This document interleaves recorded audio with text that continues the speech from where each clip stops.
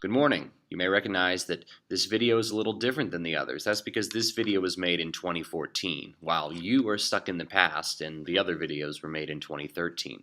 What I want to do today is give you a little overview on how to read the prologue. Chaucer's prologue is very interesting because it does two things really well. Number one, it's a great example for how to do some characterization. Chaucer gives us these little snippets of character, and in that we're able to learn not only about how these people look and dress, but also what they act like. And number two, we're able to get some social criticism. Chaucer is saying a lot about the society at the time. So what I want to do is show you an example, because a lot of students read these things very literally, and they miss out on some things.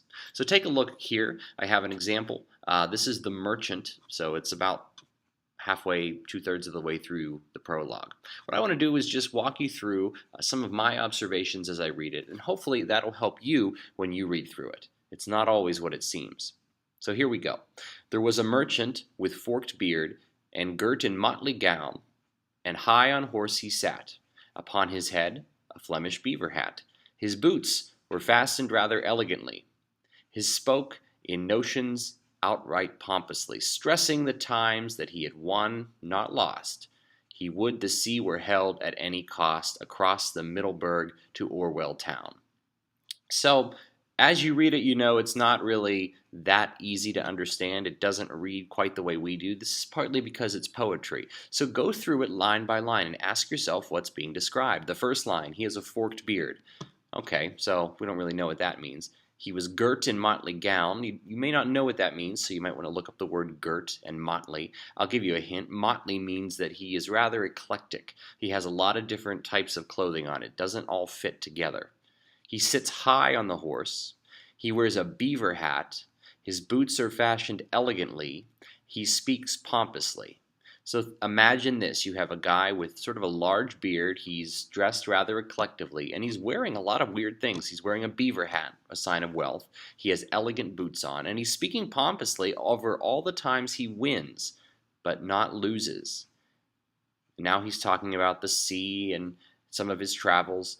So we get a sense right away of who this man is. The merchant is somebody that likes to present himself in a rather fancy way, in a rather pompous way, in a rather arrogant way. Now, what does that mean? Well, we don't know yet. Let's finish the story here.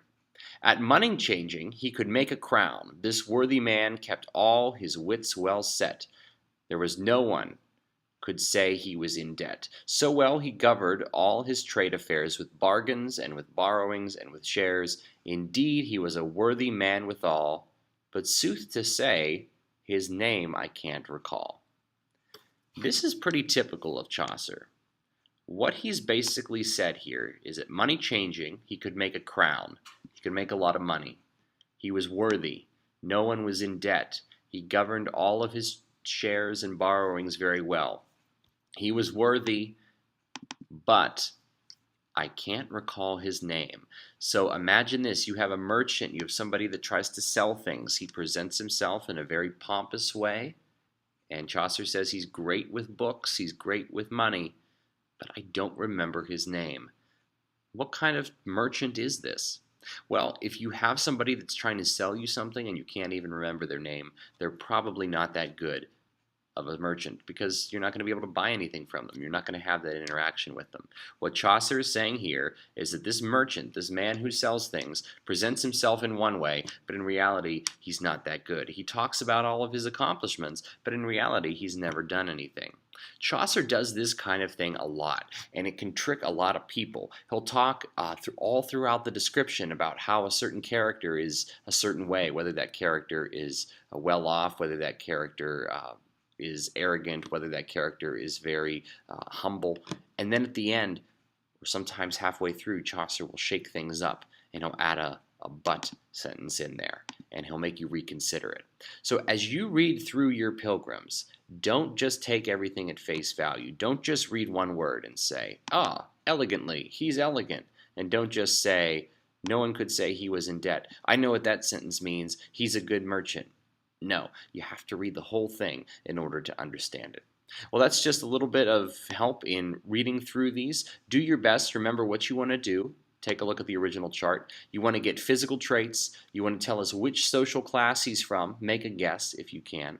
And then tell us what defines this person. And once you've done all that, let us know, is Chaucer trying to say this person is positive or negative? For the merchant, we'd probably say that he's rather eclectic, he looks rather strange, he's rather pompous, he talks about himself. Social class, he's obviously not in the upper class, but he's not at the bottom either, so he would certainly be in the higher levels of the working class. And values, what does he value? Well, it seems like he values his ego, he values his personality, he wants people to like them. What are some other defining features? No one knows his name, which means negative. He's probably not that good of a merchant.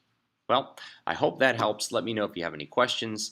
Happy hunting. Let's get these pilgrims analyzed and take this information back with us.